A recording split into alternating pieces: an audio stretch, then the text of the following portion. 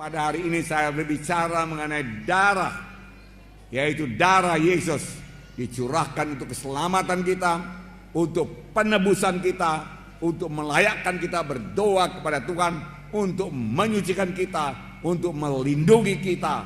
Saudaraku, semua itu terdapat dalam darah Yesus, saudaraku. Untuk kesembuhan kita terdapat dalam darah Yesus. Karena tadi saudaraku memang firman Tuhan berkata, oleh bilur-bilur Yesus kamu sudah sembuh. Haleluya. Dan kita tahu pasti saudaraku, bilur Yesus tidak bisa dipisahkan dengan darah Yesus. Pada waktu itu dicambuk saudaraku, saudara dia berbilur-bilur dan darah mengalir saudaraku. Nanti saya terangkan lebih jelas saudaraku. Kamu ditebus bukan dengan emas dan perak, tapi kamu ditebus dengan darah yang mahal, darah anak domba yang tidak bercacat celah, yaitu darah Yesus, saudaraku. Saya harap saudara semua pada hari ini memiliki darah Yesus dan mulai menerapkan darah Yesus dalam hidup saudara. Banyak juga anak Tuhan tidak menerapkan darah Yesus, tidak memakai darah Yesus, tidak memanfaatkan darah Yesus dalam hidupnya. Saudaraku, sayang sekali. Terus terang saya katakan kepada saudara, tiap hari saya mohon darah Yesus bagi saya, bagi istri saya, bagi anak-anak saya semua, satu persatu saya sebut namanya, supaya dibungkus oleh darah Yesus, dilindungi oleh darah Yesus, dan si jahat tidak bisa menjamah dia. Kalau darah anak domba, yang hanya anak domba, darahku berumur setahun tidak bercacat celah, bisa melepaskan bangsa Israel, anak sulungnya, daripada kematian. Dan si malaikat maut tidak bisa menjamahnya, setan tidak bisa menjamahnya, apalagi darah Yesus yang sejati. Haleluya. Tepuk tangan darahku, haleluya. Nah, darahku, jangan jarang-jarang menerapkan darah Yesus. Tiap hari terapkan darah Yesus. Kenapa jarang? Sudah jadi topik mengenai darah Yesus sudah hilang daripada pemikiran mereka. Tetapi Tuhan Yesus memerintahkan secara khusus kepada umat Israel memperingati Paskah sepanjang masa, selama-lamanya. Nah saudaraku, sampai pada zaman ini seharusnya kita lebih bergairah memperingati Paskah. Karena sekarang anak domba Paskah yang sejati, yaitu Tuhan Yesus Kristus, telah mencurahkan darahnya.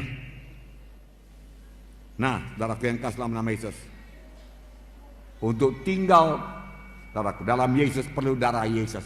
Banyak sekali berkat daripada darah Yesus, melayakkan dan menyucikan. Oleh sebab itu tiap-tiap hari saya mohon darah Yesus, saya ulangi lagi saudaraku, dalam kehidupan saya dan keluarga saya.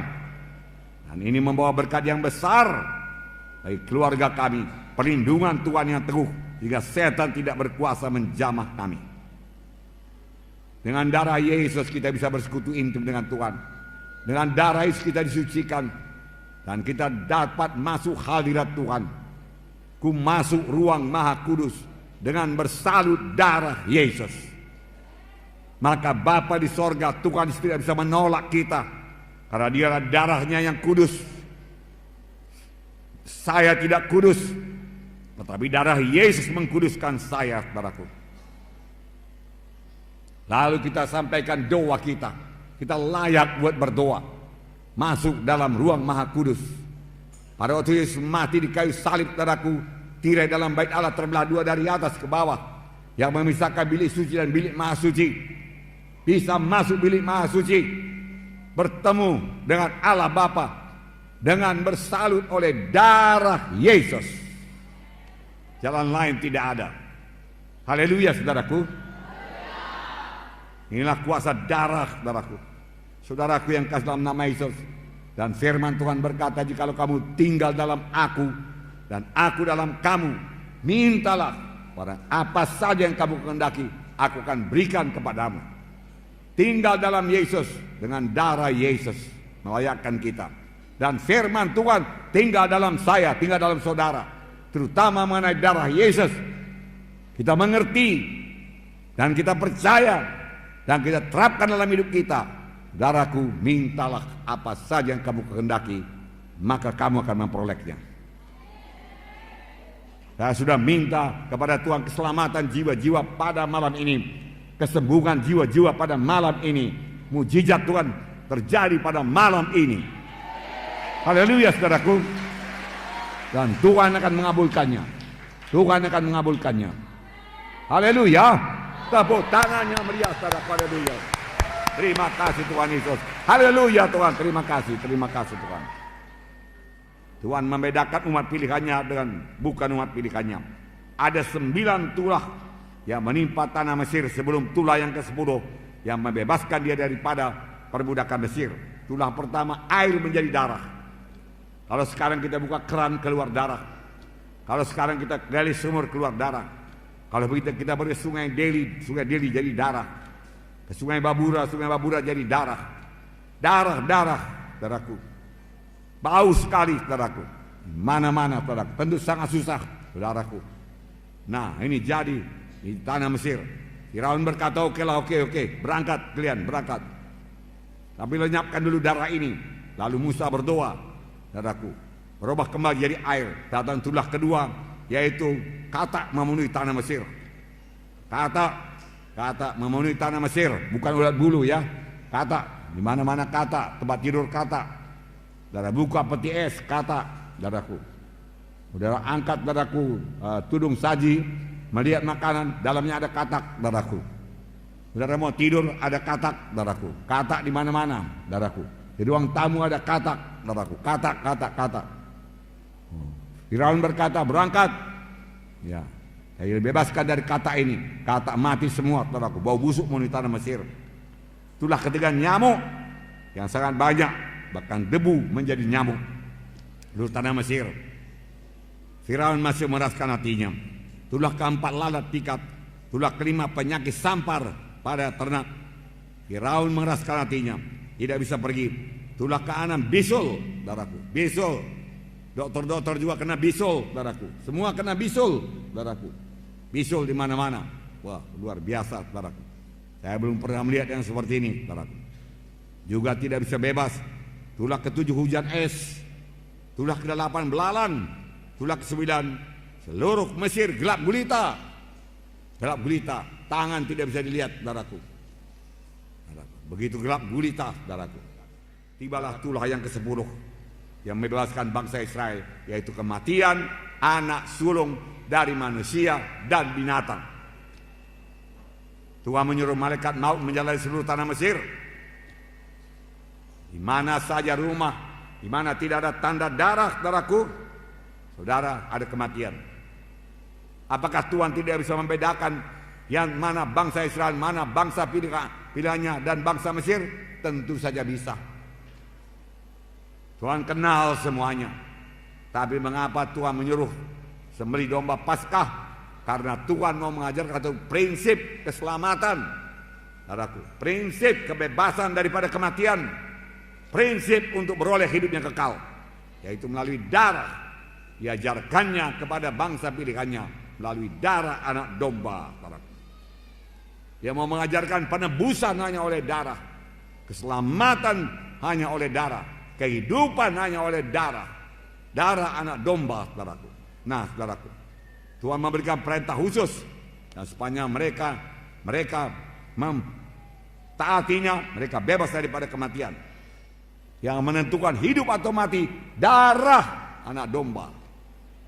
Haleluya.